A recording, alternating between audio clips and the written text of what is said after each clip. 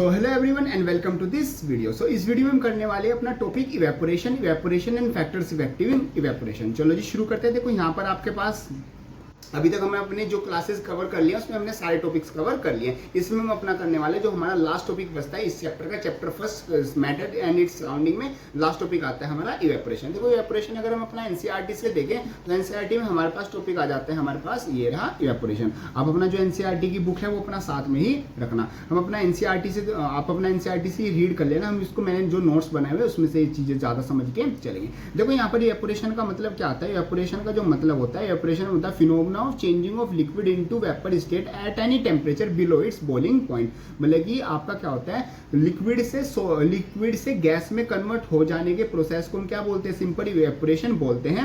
At any temperature मतलब किसी भी टेम्परेचर पर बॉइलिंग पॉइंट से कम। मतलब जो बॉइलिंग पॉइंट होता है हमारा लिक्विड का वो कितना होता है, वो 100 डिग्री सेल्सियस होता है। तो 100 डिग्री सेल्सियस से कम टेम्परेचर पर अगर आपका लिक्विड आपका किस चीज में कन्वर्ट हो जाए, गैस में कन्वर्ट हो जाए, तो उस प्रोसेस को हम सिंपल बोलते हैं इवेपोरेशन। ये हमारा इवेपोरेशन का प्रोसेस आता है। ये आपको डे टू डे लाइफ में काफी देखने को मिल जाता है। अब यहाँ पर हमारी जो मेन चीज आती है वो आ जाती है हमारी फैक्टर्स इफेक्टिंग इवेपोरेशन। ये आपको बहुत ध्यान से समझना है। देखो यहाँ पर सबसे पहले जो चीज आती है सरफेस एरिया एंड इवेपोरेशन। तो जितना ज्यादा आपका सरफेस एरिया होगा उतना ज्यादा ही आपका क्या होगा, आपका जो इवेपोरेशन होगा वो होगा। किस तरीके से, जैसे देखो यहाँ पर आपका आ जाता है, आगे चलते हैं। हाँ यहाँ पर देखो, यहाँ पर आ जाता है हमारा इवेपोरेशन। इवेपोरेशन में फॉर एग्जांपल आपका ये लिक्विड है और दूसरा आपका ये लिक्विड पड़ा हुआ है, ठीक है। अब लिक्विड ये भी इवेपोरेट होगा और ये भी इवेपोरेट होगा, बट हमारे पास अगर सरफेस एरिया ज्यादा है तो उसके पास ज्यादा एरिया होगा क्या होने का, इवेपोरेट होने का। तो वो लिक्विड क्या है, वो ज्यादा जल्दी से क्या होगा, इवेपोरेट होगा। तो ध्यान रखना, जो फर्स्ट हमारा पॉइंट आता है, जितना ज्यादा हमारा सरफेस एरिया होगा हमारा इवेपोरेशन भी उतना ज्यादा क्या होगा, हाई होगा। क्यों? क्योंकि उसको ज्यादा एरिया मिलेगा इवेपोरेट होने के लिए in comparison to smaller one. Clear है? चलो जो नेक्स्ट हमारा पॉइंट आता है वो आ जाता है हमारा टेम्परेचर एंड इवेपोरेशन। टेम्परेचर से रिलेटेड, टेम्परेचर का मतलब क्या होता है, टेम्परेचर को हम दूसरी वर्ड्स में हम लिख सकते हैं अपना सनलाइट। यहाँ पर आ जाती है हमारी सनलाइट। तो जिस दिन आपकी सनलाइट मतलब धूप ज्यादा चमकती है या फिर मतलब सूरज ज्यादा चमकता है, धूप ज्यादा तेज निकलती है, तो उस दिन आपने देखा होगा कपड़े भी क्या होते हैं, ज्यादा जल्दी सूख जाते हैं। क्यों? क्योंकि जितनी ज्यादा सनलाइट होगी या फिर आप बोल सकते हैं जितना हाई टेम्परेचर होगा आपका जो इवेपोरेशन है वो भी क्या होगा, वो ज्यादा हाई होगा। कैसे? जैसे कि आपका फॉर एग्जांपल ये दो स्टेट्स हैं, दो मतलब कि दो आपके क्या हो गए, दो कपड़े ले लो या फिर दो आपकी थिंग्स हैं। यहाँ पर जो उनका सरफेस एरिया वो दोनों का सेम ही है। इसके लिए जो टेम्परेचर है वो नॉर्मल है और इसके जो टेम्परेचर है वो मैंने हाई कर दिया। तो टेम्परेचर अगर हाई होगा तो जो मेरे पार्टिकल्स है वो जल्दी से क्या करेंगे, मोशन करेंगे ज्यादा, और मोशन करेंगे तो वो जल्दी से क्या करेंगे, इवेपोरेट करेंगे। तो जैसे जैसे टेम्परेचर इंक्रीज होगा मतलब सनलाइट ज्यादा होगी तो मेरे पास इवेपोरेशन का जो प्रोसेस है वो भी मेरा क्या होगा, ज्यादा होगा। नेक्स्ट पॉइंट की बात करते हैं। नेक्स्ट पॉइंट आता है ह्यूमिडिटी इवेपोरेशन। अब ह्यूमिडिटी और इवेपोरेशन का क्या रिलेशन है वो आप समझो। ह्यूमिडिटी और इवेपोरेशन में आपका आता है, थर्ड आपका पॉइंट आता है ह्यूमिडिटी। ह्यूमिडिटी में क्या आता है, जितनी ज्यादा आपकी ह्यूमिडिटी होगी इवेपोरेशन आपका क्या होगा, उतना ही कम होगा। किस तरीके से, जैसे ह्यूमिडिटी का मतलब क्या होता है कि जो आपका एयर है उसमें आपके कितने वाटर पार्टिकल्स है। फॉर एग्जांपल ये आपकी पूरी एक एयर हो गई, एयर के अंदर आपके कितने वाटर पार्टिकल्स है, पिंक वाले आपके हो गए वाटर पार्टिकल्स। तो अगर आप ये चीज समझो, अगर वाटर के उसके गैस के अंदर पहले से ही बहुत सारे आपके क्या होंगे, वाटर पार्टिकल्स होंगे, तो उसमें नए वाटर पार्टिकल्स ऐड करना तो ये अपने आप में एक प्रॉब्लम हो जाएगी, मतलब उतना ज्यादा फास्टली नहीं होगा। और अगर आपके पास क्या है, जो वाटर पार्टिकल्स है वो कम होंगे, मतलब कि वाटर पार्टिकल्स आपके क्या हो जाएंगे, कम हो जाएंगे किसी भी आपके गैसेस के अंदर, तो उसमें नए वाटर पार्टिकल्स ऐड करना क्या होगा, उतना ही मेरे पास क्या होगा, इजी हो जाएगा। तो वाटर पार्टिकल्स ऐड करना मतलब वाटर पार्टिकल्स कहाँ से आएंगे, किसी स्टेट से, मतलब कि लिक्विड से कन्वर्ट होके ही तो वाटर पार्टिकल्स गैसेस में जाएंगे। तो सिंपल वर्ड में अगर देखें तो ह्यूमिडिटी अगर ज्यादा होगी तो इवेपोरेशन कम होगा। मीन्स अगर हवा में पानी पहले से ही, हवा में वाटर वेपर्स पहले से ही ज्यादा है तो नीचे का जो लिक्विड है, नीचे से मतलब सरफेस का जो लिक्विड है वो वाटर वेपर में कम कन्वर्ट होगा, क्योंकि वहां पर पहले से ही पानी बहुत ज्यादा है तो ये कन्वर्ट होके क्या, क्यों ही जाएगा। जैसे सिंपल वर्ड में अगर किसी रूम में पहले से ही बहुत सारे बच्चे बैठे हुए हैं तो वहां पर नए बच्चों को बिठाना एक प्रॉब्लम होगी, और अगर किसी रूम में कम बच्चे बैठे हुए हैं तो उसमें नए बच्चों को बिठाना वो इजीली टास्क होगा, मतलब जल्दी से हम बिठा सकते हैं। तो ऐसे आपको याद रखना है, अगर ह्यूमिडिटी ज़्यादा होगी तो इवेपोरेशन का प्रोसेस क्या होगा, कम होगा। ये आपका पॉइंट आता है। फोर्थ आपकी जो चीज़ आ जाती है, फोर्थ आपका आ जाता है विंड। विंड या फिर हम बोल सकते हैं जो आपकी हवा चल रही है।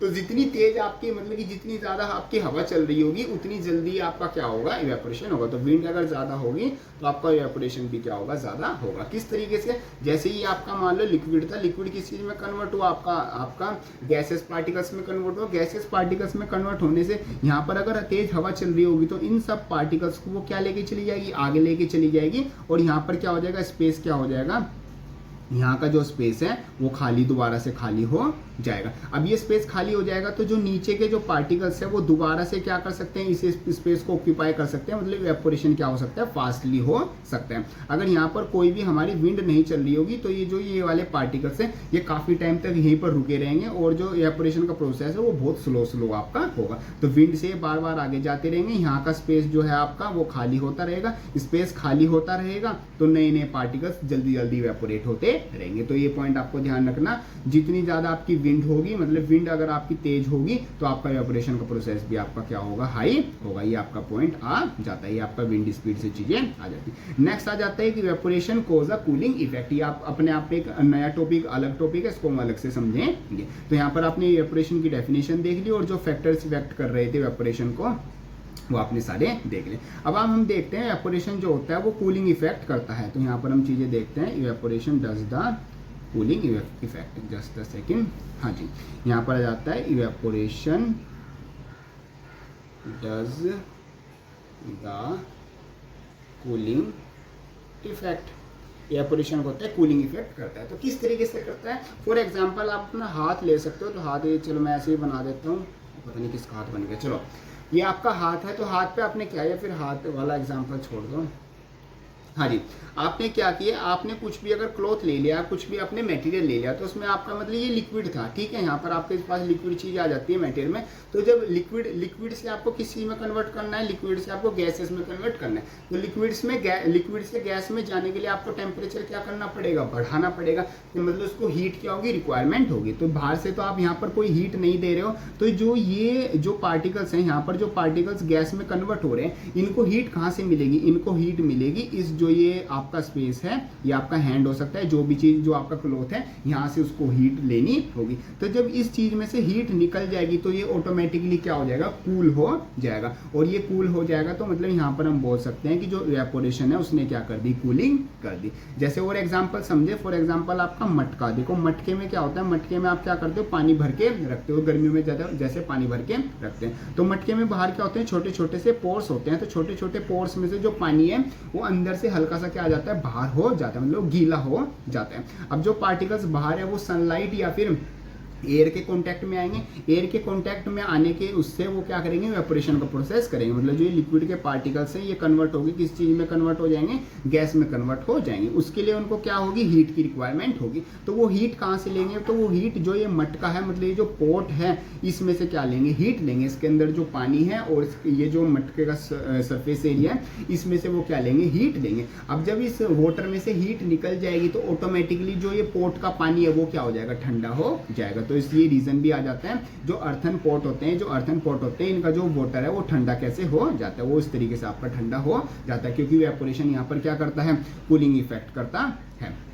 नेक्स्ट यहाँ पर एक और चीज आ जाती है, आपके जो गर्मियों के कपड़े होते हैं, गर्मियों के कपड़े में आपका क्या होता है, एक ये बना देते हैं। हाँ, गर्मियों के कपड़े में कॉटन के कपड़े क्यों पहनते हैं, तो कॉटन के कपड़े इसलिए पहनते हैं कि जो कॉटन के कपड़े होते हैं वो आपका पसीना जो स्वेट है वो सोख लेते हैं और बाद में उसको इवेपोरेट करा देते हैं। इवेपोरेट कराने के लिए उनको हीट की रिक्वायरमेंट होगी। वो हीट कहाँ से लेंगे, वो आपकी बॉडी से हीट लेंगे। तो जब आपकी बॉडी से गर्मी निकल जाएगी तो ऑटोमेटिकली बॉडी भी आपका ठंडा फील करेगी। तो ये आपका प्रोसेस आ जाता है सब कुछ इवेपोरेशन। और इवेपोरेशन क्या करता है, कूलिंग करता है। इस तरीके से सारी चीजें आपकी आ जाती हैं। तो ये सारे क्वेश्चन मतलब कि सारा टॉपिक आपका आ जाता है, पूरा चैप्टर आ जाता है आपका, जो कि आ जाता है फर्स्ट चैप्टर, जो कि आता है आपका मैटर्स एंड इट्स सराउंडिंग। चलो जी, इसके कुछ क्वेश्चंस करते हैं, जो कि लास्ट में हमारे पास कुछ क्वेश्चंस आते हैं। कल मैंने आपको ये वाले क्वेश्चंस दिए थे, आई होप आपके वाले सारे समझ में आ गए होंगे। इनमें से कोई डाउट आता है तो आप उसको कमेंट बॉक्स में लिख सकते हो। चलो जी, इवेपोरेशन के टॉपिक से कुछ क्वेश्चंस आते हैं जो कि हमारे आते हैं। Why does a desert cooler cool better on a hot dry day. Means जो आप कूलर आपने यूज कर रहे हो तो वो हॉट ड्राई डे वाले दिन ज्यादा मतलब मतलब कि कूल क्यों करता है, क्योंकि हॉट ड्राई डे दिन वाले, आपका एक सेकेंड इसको यहाँ पर,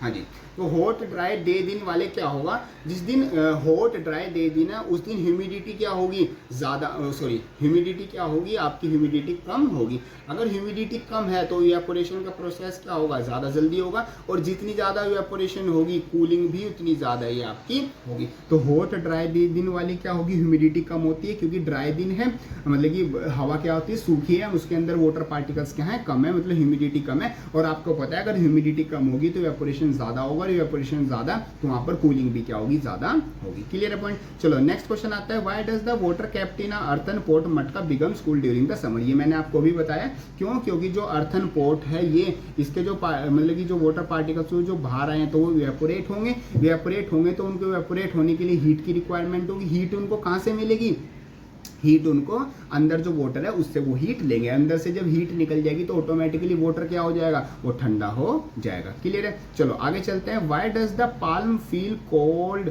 why does the palm feel cold when we put some acetone या फिर acetone petroleum perfume on it. Means अगर आप अपनी हथेली पर कुछ पेट्रोल रखो तो आपकी जो हथेली है वो ठंडी क्यों हो जाती है, तो वो इसलिए ठंडी हो जाती है क्योंकि जो पेट्रोल है वो आपका इवेपोरेट होगा, इवेपोरेट होने के लिए उसको क्या होने देनी होगी, हीट देनी होगी। तो वो हीट कहाँ से लेगा, वो अपनी सराउंडिंग मतलब अपने हाथ हथेली पाल्म में से लेगा। तो जब हाथ में से हीट निकल जाएगी तो ऑटोमेटिकली हाथ को क्या लगेगा, ठंडा ठंडा फील होगा। तो ये उसका रीजन आ जाता है। मीन्स यहाँ पर भी evaporation does the cooling effect वाला ही रीजन आता है। नेक्स्ट आता है, why does we able to sip a hot tea और milk faster from the saucer rather than the cup. Means इसमें क्या चीज आती है, जैसे फॉर एग्जांपल आपके पास क्या है, एक कप है, ठीक है, एक आपके पास कप हो गया और आपके पास सोसर हो गया। सोसर मतलब जो उसके नीचे जो वो रखते हैं छोटी सी प्लेट, वो सोसर होता है। तो इसमें से क्या इसमें से जो चाय पीना बहुत मुश्किल होता है, मतलब गरम गरम लगती है, इसमें ठंडी ठंडी चाय जल्दी पी जाती है। तो ऐसा क्यों, देखो यहाँ पर जो सारा गेम आता है वो सरफेस एरिया का आता है। तो उसका सरफेस एरिया क्या है, कम है,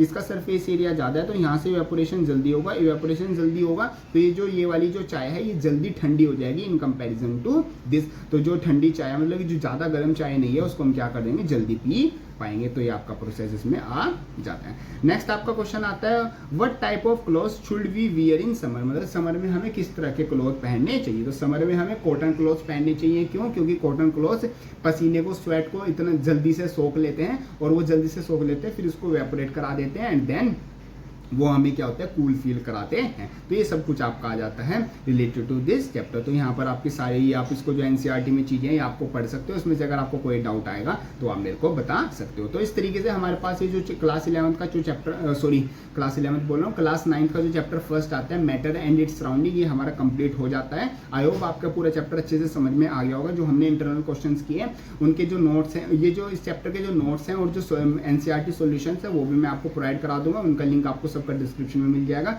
उसके लिए पहले आप चैनल को सब्सक्राइब कर देना। जब चैनल पर देखो हम आपके लिए कंटेंट लेके आ रहे हैं तो आप भी थोड़ा सा मतलब कि काम कीजिए, वीडियो को लाइक कर देना, चैनल को सब्सक्राइब कर देना, ज़्यादा से ज़्यादा दोस्तों में अपने शेयर करना। जब अच्छे खासे सब्सक्राइबर बेस भी हो जाएगा तो जो आपको नोट्स हैं और जो आपको सब चीज़ें वो पीडीएफ जो है आपको फ्रीली सब कुछ हम प्रोवाइड करा देंगे। तो इस तरीके से हमारा पूरा चैप्टर आ जाता है। अब आपका होमवर्क क्या आता है, जो ये पूरा चैप्टर है आपको रीड करके आना है। जो उसके एनसीईआरटी के इंटरनल ब्लू वाले क्वेश्चन है वो आपको सब कुछ नोटबुक में करके आने हैं, और फिर आपको क्या करना है, जो एक्सरसाइज है वो पूरी जो एक्सरसाइज है वो खुद ट्राई करके आनी है। जितने क्वेश्चन आपसे खुद हों वो आप खुद कर लेना, जो आपसे नहीं होंगे वो फिर नेक्स्ट वीडियो में, मैं नेक्स्ट वीडियो जो एनसीईआरटी सॉल्यूशन की इस चैप्टर की आएगी वो मैं वहां पर आपको करा दूंगा। तो इस तरीके से हमारा जो पूरा चैप्टर आ जाता है, चैप्टर फर्स्ट क्लास 9 साइंस का chapter first matter and its surrounding, ये हमारा कंप्लीट हो जाता है। बाकी भी ये वाली वीडियो हेल्पफुल लगे तो उसको लाइक जरूर कर देना। एंड नेक्स्ट क्लास में हम करने वाले नेक्स्ट क्लास में अपना चैप्टर सेकंड स्टार्ट करेंगे। ऐसे ही हम अपनी जो पूरी बुक है उसको विद इन 4 to 5 मंथ्स हम पूरा क्या कर लेंगे, सिलेबस कंप्लीट कर लेंगे। फिर मैं आपको नोट्स, पीडीएफ और जो एक्स्ट्रा क्वेश्चन आंसर है उनको भी प्रोवाइड करूंगा, और आपको जो एग्जामिनेशन क्वेश्चन आते हैं उनकी भी प्रैक्टिस कराऊंगा। तो इस तरीके से आ जाता है हमारा ये पूरा चैप्टर।